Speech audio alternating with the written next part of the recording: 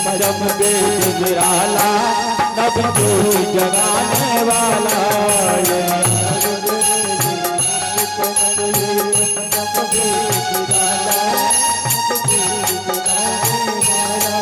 ये अमर ग्रंथ ये मुक्ति पंक्ति पंचम वेद निराला नव ज्योति जगाने वाला ये अमर ग्रंथ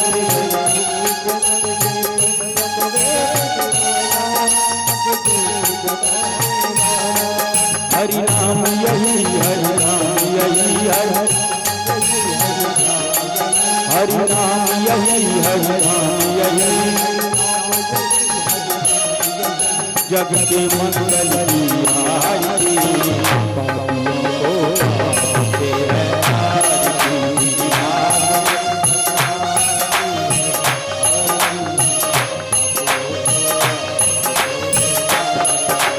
शांति गीत पावन पुनीत पापों को मिटाने वाला हरि दर्शन कराने वाला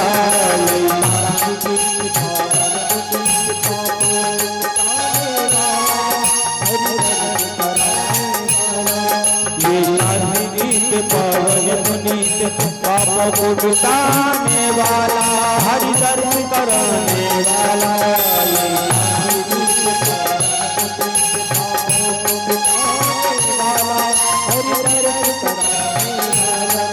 ये सुख करनी ये सुख हरनी ये सुख करनी ये सुख हरनी श्रीमद चूड़न की आरती पापियों को आते हैं आरती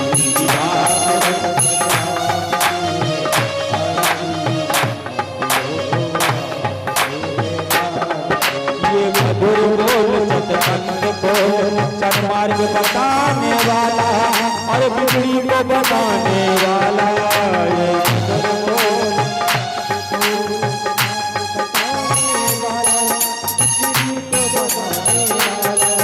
ये मधुर बोल सतमंत्र खोल सन्मार्ग बताने वाला बिगड़ी को बताने वाला ये मधुर बोल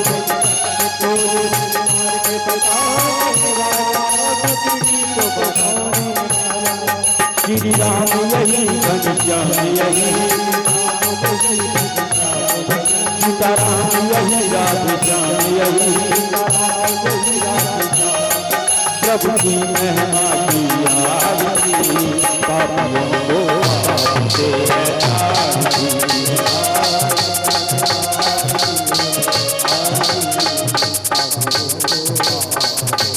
श्री भागवत भगवान की है आरती पापियों को पाप से है तारती भागवत भगवान की है आरती पापियों को पाप से है तारती श्री भागवत भगवान की है आरती पापियों को पाप से है तारती श्री भागवत भगवान की है आरती पापियों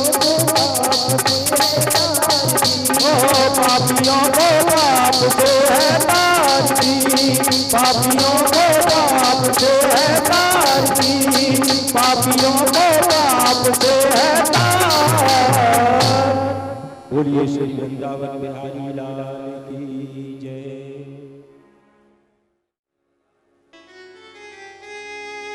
श्री राधा नागरी सो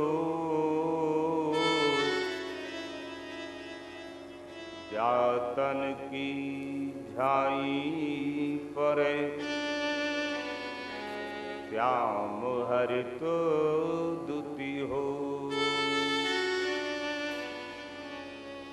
श्री राधे मेरी स्वामिनी मैं राधे जुको दास जन्म जन्म मोहि दीजिए वृंदावन वास। कृपा करहु श्री राधिके बिनबहु बारंबार।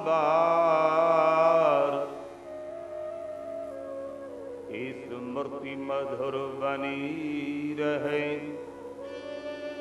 मंगलमय सुखकार। भक्ति भक्त भगवंत गुरु चतुर नाम बपुए। जिनकी पद वंदन किए नासत विघ्न अनेक।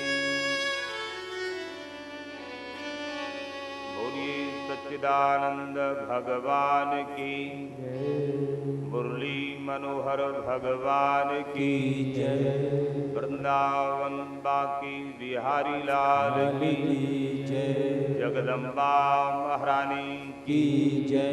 काशी पति विश्वनाथ की जय। हनुमान हरि की जय।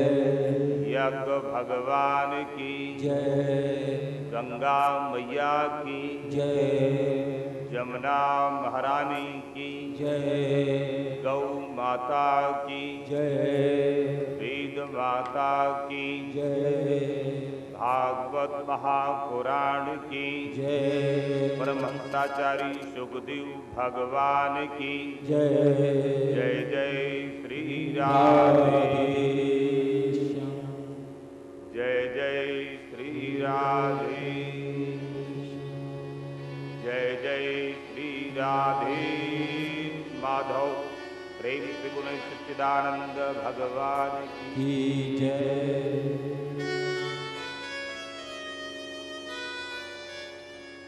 समागत श्रोतागणों, परमहंसों की संगीता श्रीमद् भागवत पुराण के द्वितीय दिवस पर एक बार पुनः ठाकुर मुरली मनोहर मंदिर के प्रांगण में आप लोगों का स्वागत है। आप लोग साधुवाद के पात्र हैं, ऐसे पावन स्थल पर विराजमान हैं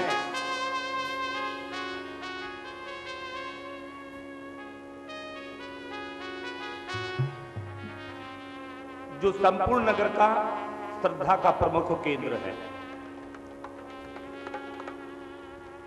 और ऐसे प्रमुख केंद्र पर बैठ करके परमहंस संगीता का अवगाहन करने के लिए विराजमान हुए हैं, इसलिए पुनः पुनः साधुवाद के पात्र हैं। सच्चिदानंद रूपाय विश्वोत्पत्त्यादि हेतवे तापत्रय विनाशाय श्री कृष्णाय वयं नमः।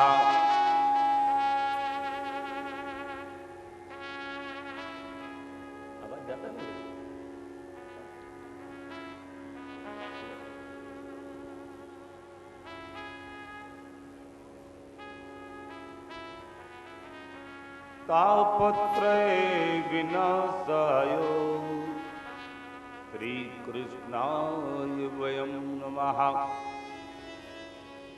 इसी श्लोक से भागवत जी का शुभारंभ किया गया है। ध्यान दें और ये मान लें कि इस श्लोक में संपूर्ण भागवत समाहित है, या ये मान लें कि संपूर्ण भागवत जी का जो फल है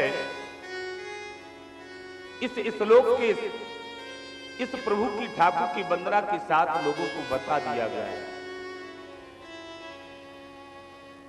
कि भागवत जी अमूल्य ग्रंथ कैसे हैं। ध्यान दें, सच्चिदानंद रूपाय। सर्वप्रथम तो हम जो जीवन यापन कर रहे हैं उस जीवन यापन का मूल 3 काल है ना। ये जो समय है, ये वर्तमान है, जो निकल गया है वो भूत है और जो आ रहा है वो भविष्य काल है। अर्थात हम 3 कालों के साथ जी रहे हैं। भूतकाल जो निकल गया है, वर्तमान काल जो वर्तमान में चल रहा है और भविष्य काल जो आने वाला है। और दुनिया की जितनी भी भाषाएं हैं, चाहे अंग्रेजी हो, चाहे हिंदी हो, चाहे उर्दू हो, फारसी हो, फ्रेंच हो, कोई भी भाषा हो, संपूर्ण भाषाओं में 3 काल समाहित है। भूतकाल, वर्तमान काल और भविष्य काल। बगैर इन कालों के, बगैर इन टेंसों के कोई भाषा पूरी नहीं होती। तो भागवत जी के आरंभ में ही भगवान के तीनों रूपों को बता दिया गया है। हम जिन 3 कालों के साथ जीते हैं, भागवत जी में भागवत जी के 3 रूप हैं। सच्चिदानंद रूपायो, प्रथम सदरूप, सद चिद आनंद। ये भागवत के भगवान के 3 रूप हैं। सद वो है, आप हमें देख रहे हैं, हम आपको देख रहे हैं, ये ठाकुर जी का सदरूप है। जो हम प्रत्यक्ष रूप से देखते हैं, ये भागवत के भगवान का सदरूप है। और दूसरा है चिद रूप। इस चिद रूप को हम देख नहीं सकते हैं, लेकिन महसूस कर सकते हैं। माता पिता तुम्ही हो, नमामि ठाकुर मुरली मनोहर। तुम्ही हो माता पिता तुम्ही हो, नमामि ठाकुर मुरली मनोहर। नमामि राधे नमामि कृष्ण। ओ नमामि राधे नमामि कृष्ण। नमामि राधे नमामि कृष्ण। नमामि राधे नमामि कृष्ण। नमामि राधे नमामि कृष्ण। नमामि राधे नमामि कृष्ण। भक्तबिंदु प्राणों की प्यारे, नमामि राधे नमामि कृष्ण। बिंदु प्राणों से प्यारे, नमामि राधे नमामि कृष्ण।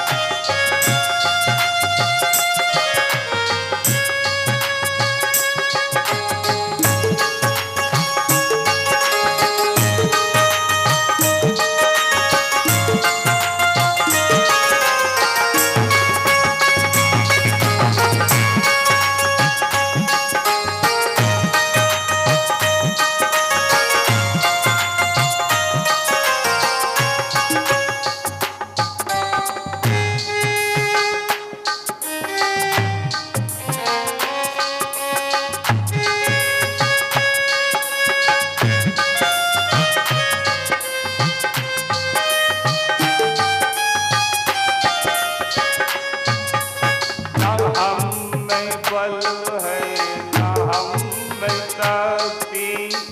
गाइए।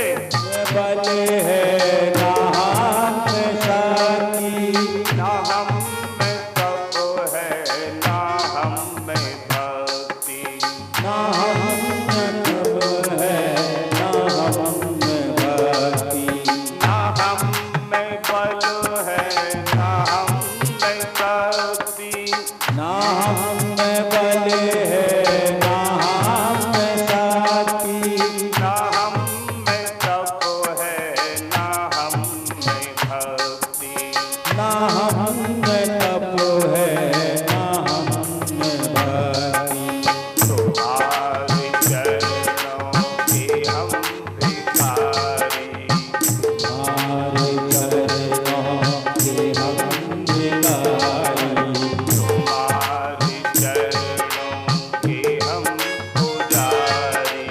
तुम्हारे चरणों के हम पुजारी।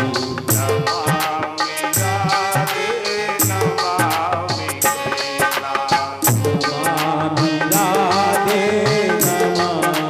कृष्णा। नमामि राधे नमामि कृष्णा। नमामि राधे नमामि कृष्णा। नमामि राधे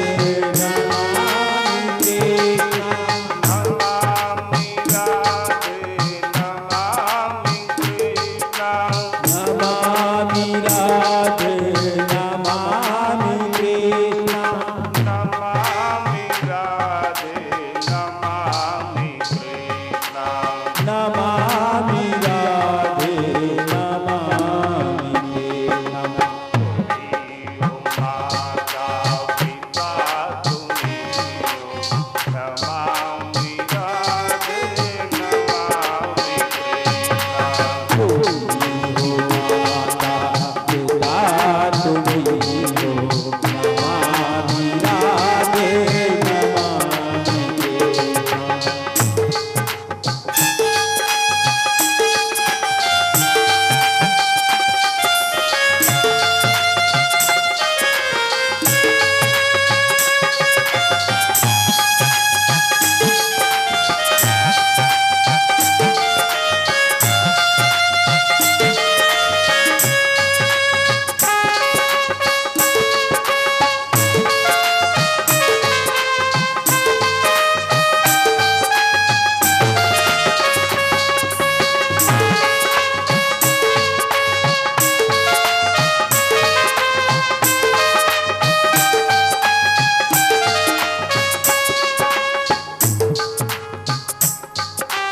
जो खिल सके ना वो फूल हम हैं। जो खिल सके ना वो फूल हम हैं। तुम्हारे चरणों की धूल हम हैं। तुम्हारे चरणों की धूल हम हैं। जो खिल सके ना वो फूल हम हैं। जो खिल सके ना वो फूल हम हैं। तुम्हारे चरणों की धूल हम हैं। हाँ तुम्हारे चरणों की धूल हम हैं। दया की दृष्टि सदा ही रखना।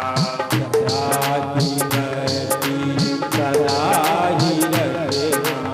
दया की दृष्टि सदा ही रखना। सदा की दृष्टि सदा ही रखना। नमामि राधे नमामि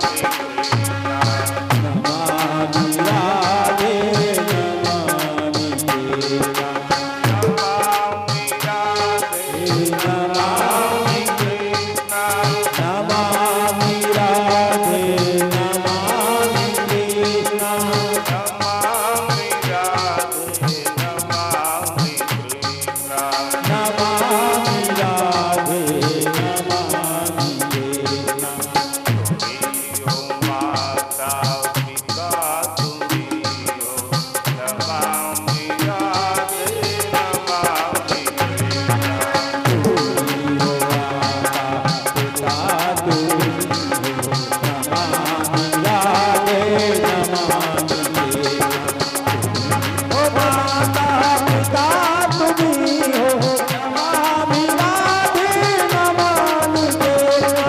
तुम्ही हो माता पिता तुम्ही हो, नमामि राधे नमामि कृष्णा। तुम्ही हो माता पिता तुम्ही हो, नमामि राधे नमामि कृष्णा। तुम्ही हो माता पिता तुम्ही हो, नमामि राधे नमामि कृष्णा। नमामि राधे नमामि। बोलिए मुरली मनोहर भगवान की जय।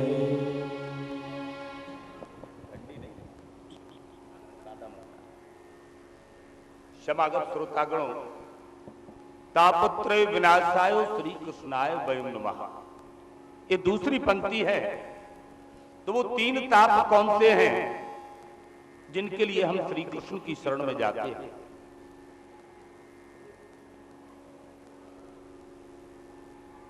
लोग कहते हैं, बड़ा चर्चित दोहा है, कोई तन दुखी कोई मन दुखी, कोई धन बिन रहत उदास, थोड़े थोड़े सब दुखी, सुखी राम के दास। किसी को तन का दुख, किसी को मन का दुख, और किसी को धन का दुख। लेकिन ये दुख तो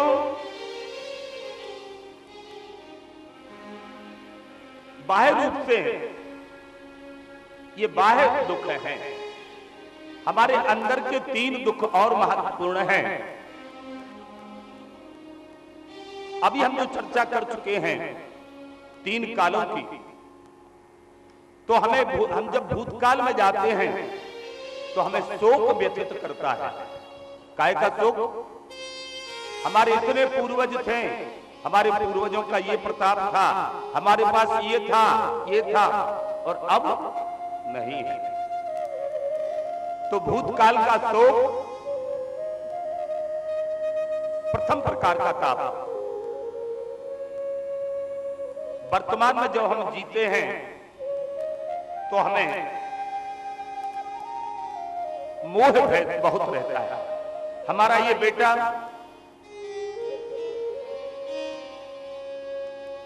बड़ा होकर के कहीं बिगड़ ना जाए। क्यों? क्योंकि बेटे से मोह है। आज हम 10,000 रुपए रोज कमा रहे हैं, ये हमारी आमदनी घट ना जाए, क्योंकि आमदनी से हमें मोह है। हमारा मकान मोहल्ले में सबसे अच्छा हो, क्योंकि हमें अपने मकान से मोह है ना? ये वर्तमान में सबसे ज्यादा परेशान करता है मोह। ये हमारा रुतबा, हमारी लक्ष्मी, हमारा धन, मकान, यश, ऐश्वर्य, इन सभी से हमें मोह है। लेकिन ध्यान देना, गोस्वामी जी ने बड़ा अच्छा लिखा, मोह सकल व्याधिन कर मूला, तिन ते पुनि उपजहि बहुला। सिया राम जय जय राम, सिया राम जय जय राम। मोह सकल व्याधिन कर मूला, तिन ते पुनि उपजहि बहुला। सिया राम जय जय राम, सिया राम जय जय राम। गोस्वामी जी ने लिखा कि मोह सकल व्याधिन कर मूला। मोह सारी व्याधियों की मूल है, जड़ है। और तिनते पुनि उपजहि बहुसूला। ये दूसरे प्रकार का पाप, पहला शोक और दूसरा मोह। और जब हम भविष्य में सोचते हैं तो भविष्य का हमें भय होता है। हमारा बेटा बिगड़ ना जाए, हमारा धन खर्च ना हो जाए, तमाम अनहोनियों के प्रति हम आतंकित रहते हैं। क्यों? क्योंकि हमें भविष्य का भय है।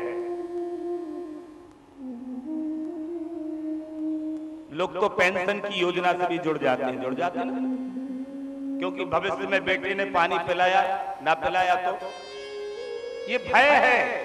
काहे का? भविष्य का।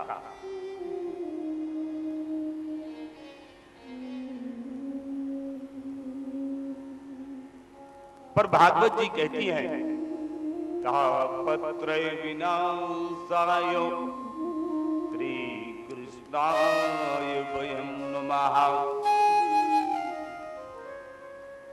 यदि तुम्हें शोक, मोह और भय से बचना है तो भागवत जी की शरण में आओ, रसरूप श्री कृष्ण जी की ठाकुर की शरण में आओ। तुम्हारी तीनों ताप नष्ट हो जाएंगे। इसीलिए भागवत जी ने संकेत दिया कि श्री कृष्णाय वयं नमः। भागवतकार ने बहुवचन में लिखा कि वयम नुमः, हम सभी मिलकर के श्री कृष्ण जी की वंदना करते हैं। बोलिए ठाकुर मुरली मनोहर भगवान की जय। तीनों तापों को विनाश करने के लिए हम भागवत जी की शरण में आते हैं। हम भागवत के भगवान के रूप आपको बता चुके हैं, सद चिद आनंद। आनंद रूप में व्यक्ति उलझ जाता है। एक बार की बात, किसी की बिटिया बड़ी सुंदर थी, तो बेटे के माँ बाप ने देखा, बोले ये तो बड़ी सुंदर बिटिया है, कहीं हमारे बेटे की बहू बन जाए तो कैसा रहे। ये आनंद प्राप्ति का उपक्रम।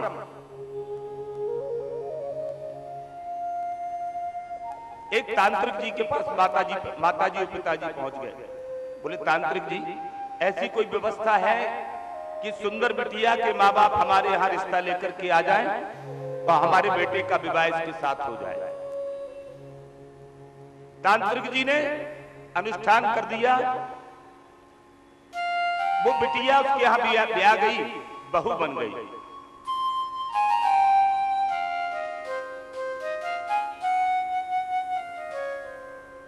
ठीक 6 महीने बाद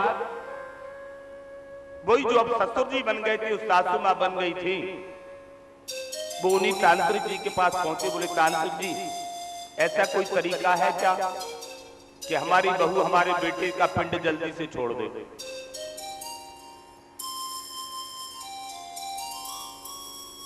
ये विषय जन आनंद है, जिसमें हम आनंद को खोज रहे हैं, साधनों में आनंद खोज रहे हैं, साधन जन आनंद खोज रहे हैं, वो हमें अंत में पीड़ा पहुंचाता है। स्वयं सिद्ध आनंद, स्वयं सिद्ध आनंद तो केवल भागवत के भगवान के पास या योगियों के पास है। योगियों के पास जाओगे, वो आपको देखेंगे भी नहीं। वो आत्मा राम में अपनी स्वयं आत्मा में रमण करते हैं, वही आनंदित है। भागवत के भगवान को देख लीजिए, 16,108 रानियों के साथ भी आनंद पूर्वक है ना।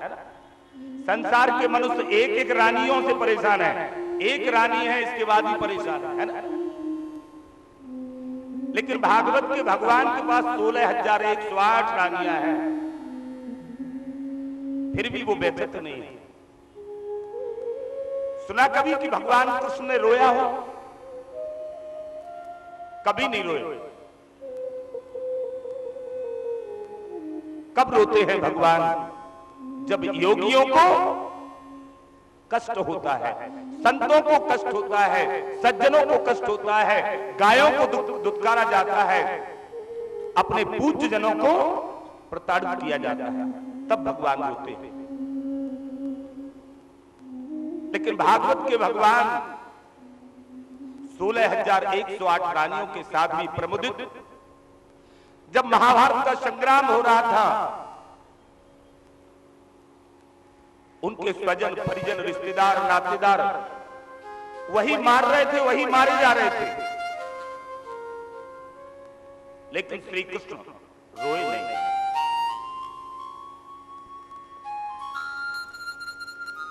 अरे और छोड़िए, कन्हैया के बेटे को, प्रद्युम्न को संबरासुर नाम का राक्षस उठा के ले गया, तब भी ठाकुर रोए नहीं। यदुवंश के पतन के समय भी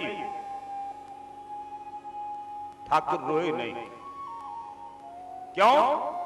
क्योंकि उनके पास स्वयं सिद्ध आनंद है। वो भागवत के भगवान हैं। वो कहते हैं कि यदि मेरी तरह तुझे आनंदित होना है तो श्री कृष्णाय वयं नमः। तो ठाकुर जी की शरण में आइए, अभय हो जाओ।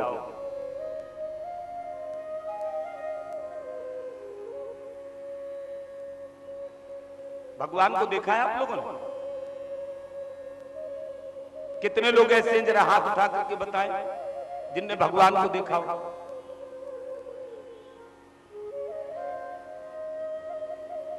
एक सज्जन कह रहे हैं कि हम तो रोज ही दर्शन करते हैं, क्योंकि उन्हें भरोसा है, शेष लोगों को भरोसा नहीं। अच्छा चलिए, मेहंदी तो आप लोगों ने देखी होगी, देखिए ना मेहंदी का रंग कैसा होता है।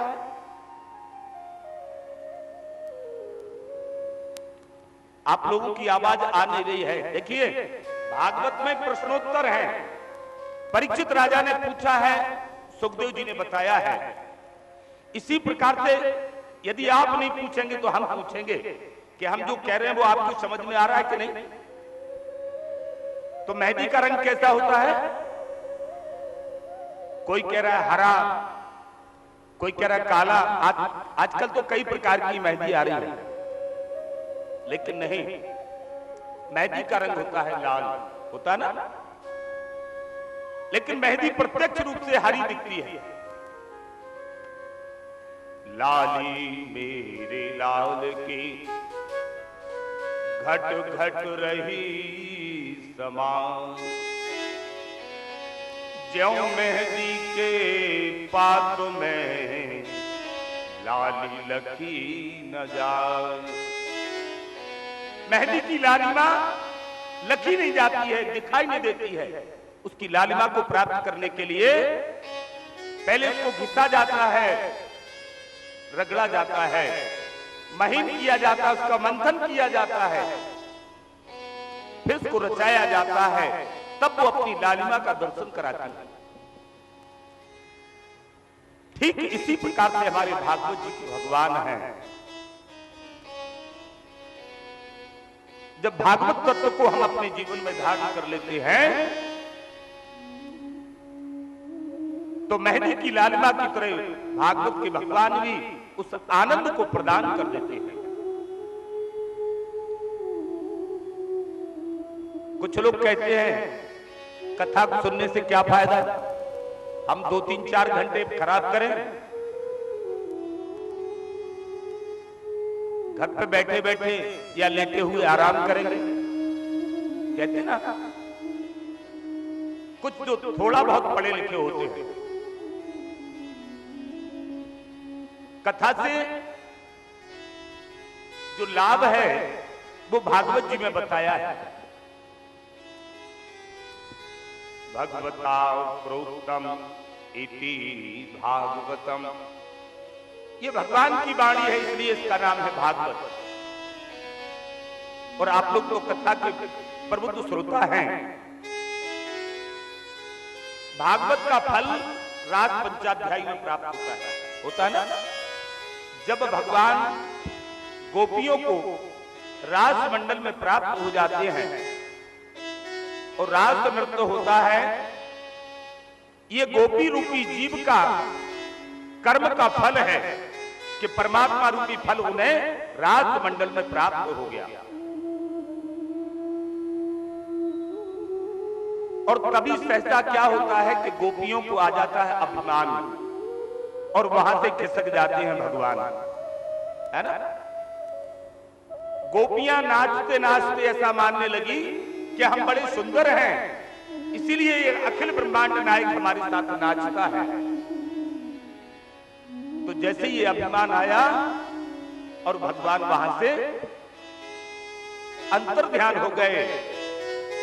अब तो गोपियां विकल हो गई, जाने कितने जन्मों का श्रम आज निष्फल हो गया, हाथ में आया हुआ फल चला गया। तब गोपियों ने बहुत चिल्लाई, भगवान को बुलाया, भगवान ने नहीं सुना। तुलसी से पूछा, पीपल से पूछा, नदियों से पूछा, जमुना जी से पूछा, कहीं पर भी सफल नहीं हुई। तब गोपियों ने भागवत की कथा को गाया है। गोपी गीत में गोपियों ने गाया, तब कथामृतम तब तो जीवनम कविरीडितम कल्मषापुरम, तब कथामृतम तब तो जीवनम कविरीडितम कल्मकाप हम श्रवण मंगलम श्रीमदादतम भूरिकर्णन्ति भूरिदा जना भूरिदा जना। गोपियों ने काय का सहारा लिया, तब कथामृतम, तब इस कथामृत का सहारा लिया। और जानते हो क्या हुआ? कथा जैसी कान में गई, श्रवण मंगलम श्रीमदादतम गोपीकर्णन्ति भूरिदा जना। तब कथामृतम तब तो जीवनम श्रीमदादतम, जैसी कथा कान में गया और ठाकुर जी प्रकट हो गए। ये कथा का कार्य है। कोई कितना भी पीड़ित, कितना भी दुखित, संसार का कितना भी प्रत्यक्ष दुख उसको पीड़ा दे रहा हो, चल करके कथा प्रांगण में आकर के विराजमान हो जाए। भागवत के भगवान कहते हैं तेरी पीड़ा का मैं हरण कर लूंगा। योगक्षेमम महा में हम जो तेरे पास है उसको उसकी रक्षा करूंगा, और जो तेरे पास नहीं है उसको उपलब्ध कराऊंगा।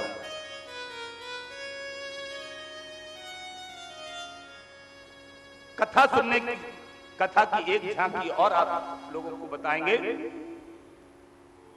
रामायण की रामचरितमानस में माता जानकी जी का हरण रावण करके ले गया और लंका में अशोक वाटिका में ठहरा दिया, और नित्य प्रति आकर के दुर्वचनों से माता को प्रताड़ित करता है। जानकी जी एक दिन तो हद हो गई,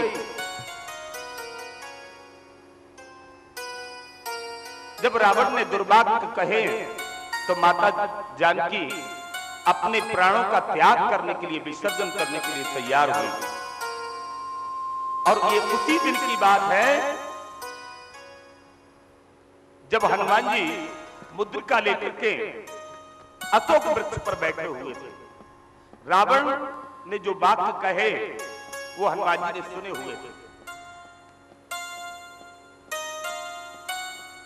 रावण गया और जानकी जी प्राणों को त्याग करने के लिए तैयार थी। हनुमान जी ऊपर बैठे हुए हैं, सोच रहे जब तक मैं जाऊंगा अपना परिचय दूंगा बहुत देर हो जाएगी। हनुमान जी ज्ञानी नामाग्रगण्यम, ज्ञानियों में अग्रगण्य हैं।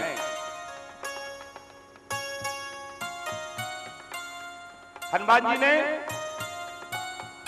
वही डाल पर बैठे बैठे राम कथा रामचंद्र गुण बर नहीं लागा, गुण सहिता का दुख भागा। सिया राम जय जय राम, सिया राम जय जय रामचंद्र गुण बर नहीं लागा, गुण सहिता का दुख भागा। सिया राम जय जय राम, सिया राम जय जय। बड़े भाग ये सत्संगा, नहीं प्रयास हो भव भंगा। सिया राम जय जय राम, सिया राम जय जय। बड़े भाग सत्संगा, नहीं प्रयास हो भव भंगा। सिया राम जय जय राम,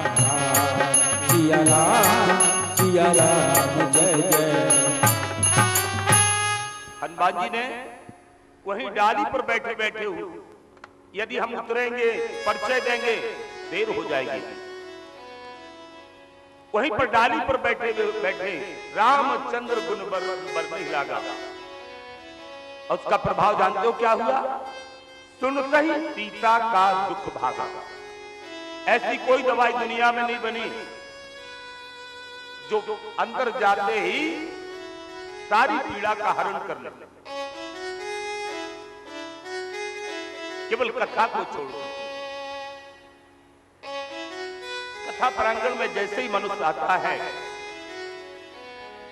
और कथा उसके कान में पड़ती है, उसका दुख दूर हो जाता है।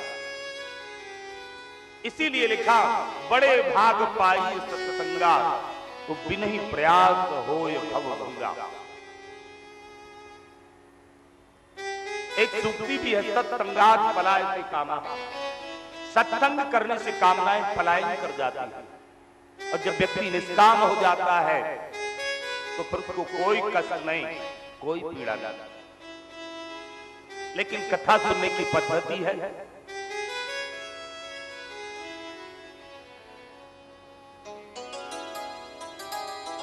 कथा सुनने की पद्धति है, कुछ नियम होते हैं सुनने के, ध्यान दें। भागवत जी में शुरुआत में ही बताए हैं, जब कथा को श्रवण करने के लिए घर से चले और कथा प्रांगण में बैठ जाए तो घर और संसार को भूल जाए। और कथा प्रांगण में सांसारिक बातों को करना निषेध होता है। प्रयास करना चाहिए, केवल आयोजक की जिम्मेवारी नहीं होती है, जितने भी कथा के श्रोता होते हैं उन सभी की ये जिम्मेवारी होती है कि कथा प्रांगण को, कथा मंच को, उसकी मर्यादा, उसकी स्वच्छता को व्यवस्थित रखें और कथा को ध्यान से सुना जाए।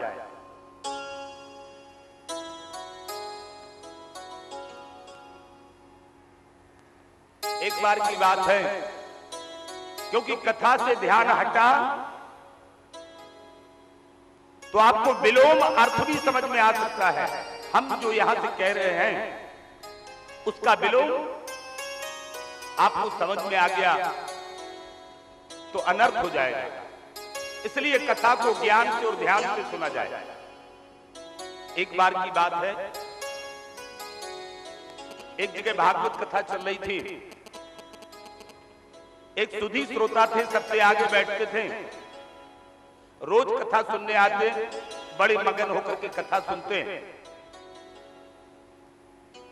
अब कथा की जिस दिन पुष्पांजलि हो गई, हम अपने घर की ओर रवाना हो रहे थे कि वो वही श्रोता महोदय हमारे पास आ गए। बोले, पंडित जी बड़ा आनंद आया कथा में, अब पूरी कथा समझ में आई, केवल एक छोटी सी बात समझ में नहीं आई, जाते जाते बताते जाइएगा। तो हमने पूछा, बिल्कुल छोटी बात है?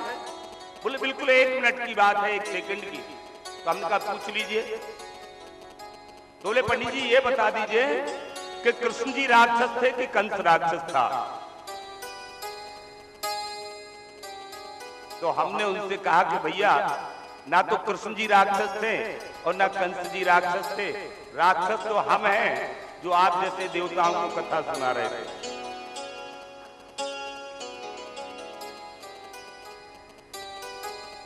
तो यदि कथा को ध्यान से न सुना गया तो अनर्थ हो जाएगा। इसलिए प्रयास करना चाहिए कथा को ज्ञान से और ध्यान से सुने। जब कीर्तन हो तो ताली सेवा अवश्य करें और कीर्तन के साथ स्वयं गाएं। इससे आपका शरीर और वाणी दोनों पवित्र होंगे। अब कीर्तन बड़ा पवित्र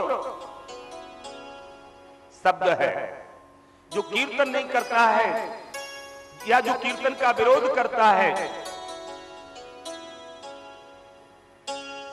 तो जैसे वो उसका कीर्तन का उल्टा करता है तो वो स्वयं उल्टा हो जाता है। कीर्तन का उल्टा करके देख लीजिए क्या बनेगा। क्या बनेगा कीर्तन का उल्टा? नर्तकी।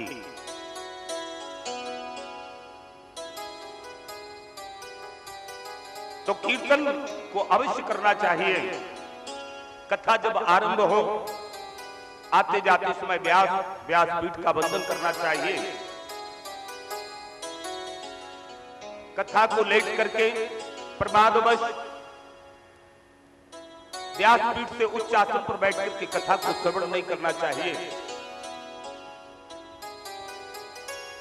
महाभारत के समय की बात है। भगवान कृष्ण ने अर्जुन को गीता का उपदेश दिया। कर्मण्येवाधिकारस्ते मा फलेषु कदाचन। अर्जुन, तू व्यथित हो रहा है, कह रहा है कि मामा मौसा फूफा भांजे हमारे सामने खड़े हुए हैं, हम इनसे कैसे लड़ाई लड़ेंगे? कृष्ण कहते हैं, अर्जुन अधीर मत हो, तू क्षत्रिय है और धर्म के निमित्त लड़ना तेरा धर्म है, इसलिए तू लड़। पूरी गीता का उपदेश, गीता की कथा भगवान ने सुनाई। अर्जुन हाथ जोड़े सुनता रहा और जब गीता पूरी हो गई तो हनुमान जी ने आकर के कृष्ण जी का वंदन किया।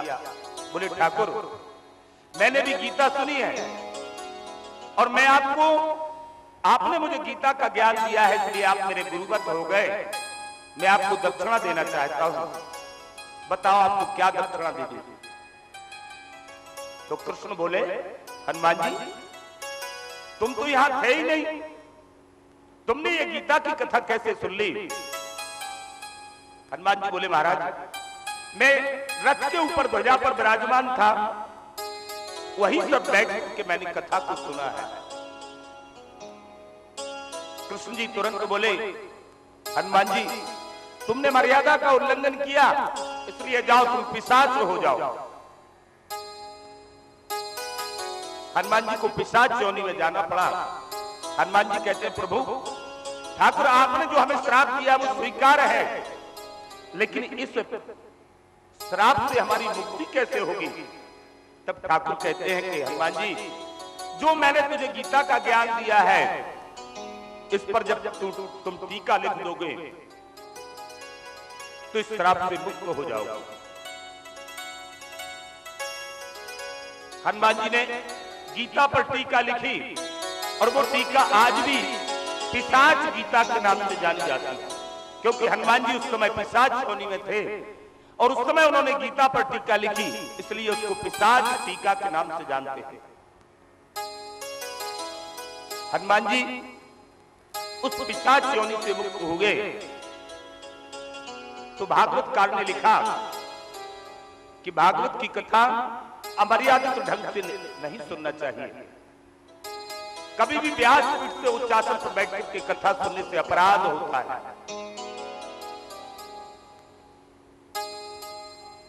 लेटकर प्रमाद से कथा श्रवण करने से कथा का तत्व शरीर में प्रवाहित नहीं होता। सीधे तन करके बैठोगे तो इला, पिंगला, सुषुम्ना, ये तीनों नाड़ियां आपकी जागृत रहेंगी और कथा का जो रस है वो सीधा आपके मनोमस्तिष्क पर प्रभाव करेगा और वो कथा जीवन में प्रभावकारी होगी।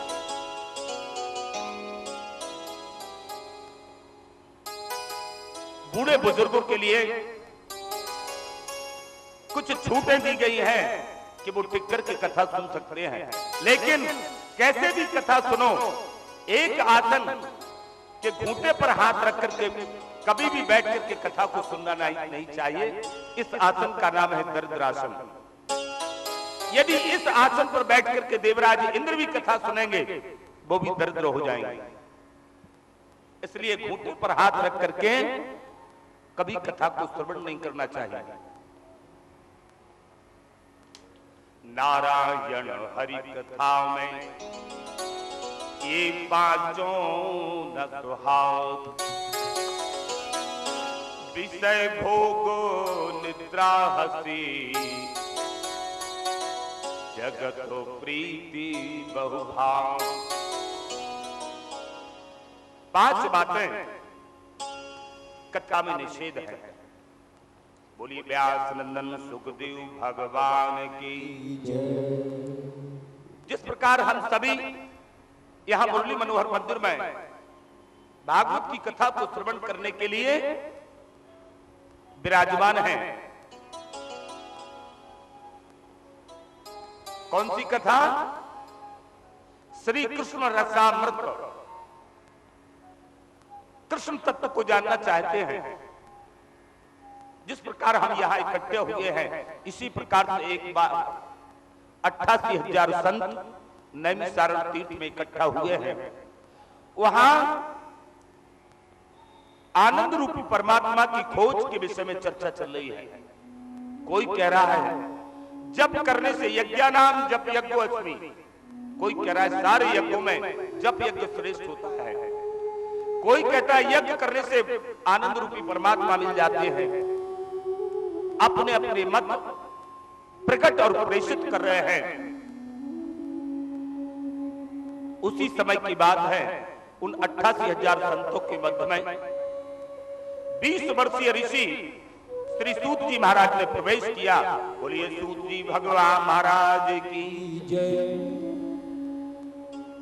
जिनकी अवस्था केवल 20 वर्ष है। द्वितीय इव भास्करा, दूसरे सूर्य के समान जिनका तेज है। ऐसे सूत जी महाराज को जब देखा तो 88,000 संत खड़े हो गए, प्रणाम करने लगे।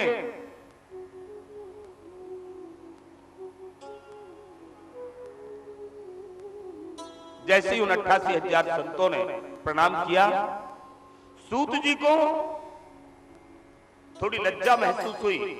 सूत जी कहते हैं 88,000 ऋषियों, आप लोगों में कोई वयोवृद्ध है? कोई कोई तो इतने वयोवृद्ध हैं जिन्होंने अनेक बार चारों युगों को देख लिया है। उनके सामने से कई बार सतयुग निकल गए, द्वापर निकल गया, त्रेता निकल गया, कलयुग निकल गया, और एक बार नहीं अनेकों बार। इतने वयोवृद्ध हैं। सूत जी कहने लगे वयोवृद्ध ऋषियों, आप लोग बड़े बुजुर्ग हैं, हमारा वंदन कर रहे हैं, हमें बड़ी लज्जा महसूस होती है। आप बड़े हैं। तो उन ऋषियों ने कहा सूत जी, बड़ा तो खजूर का भी वृक्ष होता है ना, बहुत बड़ा होता है, लेकिन पंछी को छाया नहीं, फल लागे अति दूर। वो इतना बड़ा किस काम का खजूर, जिससे ना समाज का भला हो रहा है, ना जीव मात्र का भला हो रहा है, और ना उसका स्वयं का भला हो रहा है। तो 88,000 संत बोले सूत जी, खजूर का वृक्ष बड़ा लंबा होता है, बड़ा होता है, और देखो जीवों में देखिएगा ऊंट कितना बड़ा होता है, लेकिन ना तो खजूर की पूजा की जाती है और ना ऊंट की पूजा की जाती है। वृक्षों में तुलसी का वृक्ष कितना छोटा होता है ना, लेकिन सर्व पूज्य है। ठाकुर जी को बड़ा अत्यंत प्रिय है, क्योंकि बड़ा गुणकारी है, समाज की सेवा करता है, अनेक रोगों का शमन करता है। अगर पास में लगा हुआ है तो सुगंध देता है, शीतलता देता है, सात्विक वृद्धि देता है, अनेक अनेक गुण हैं। इसलिए तुलसी पूजनीय है। और ऊंट की तुलना में गाय कितनी छोटी होती ना। ऊंट पूजनीय नहीं होता है, पर गौ माता पूजनीय है, क्योंकि समाज को वो अनेक प्रकार से प्रमुदित और सुखी करती है। वो 88,000 संत कहते हैं सूत जी, इसी प्रकार से हमने अनेक चतुर्युगियां देख ली, लेकिन हम ना संसार का भला कर पाए और ना अपना भला कर पाए, इसलिए हम पूजनीय नहीं है। पर सूत जी, आपके पास वो ज्ञान है जिससे आप संसार का भला कर सकते हैं। विप्राणाम ज्ञान तो ज्येष्ठम। ब्राह्मण धर्म में हमारे यहां ज्ञान श्रेष्ठ माना गया है। यहां आयु और वय से मतलब नहीं होता है। विप्राणाम ज्ञान तो ज्येष्ठम, ब्राह्मणों में वही ज्येष्ठ है जो ज्ञानी है, वैश्यों में वही ज्येष्ठ है जो बलवान है, वैश्यों में वही ज्येष्ठ है जो धनवान है, शूद्रों में वही ज्येष्ठ है जो सेवा में प्रवीण है। सभी के अलग अलग गुण हैं। तो 88,000 संत कह रहे हैं सूत जी आप ज्ञान ज्येष्ठ हैं, इसलिए हम आपकी वंदना कर रहे हैं। ये शास्त्रीय परंपरा है। एक ऋषि आया, उसने एक सिंहासन रख दिया, सूत जी महाराज आप इस पर विराजमान होइएगा। वो 88,000 संत कहते हैं कि सूत जी हम आपको गुरु पद प्रदान करते हैं।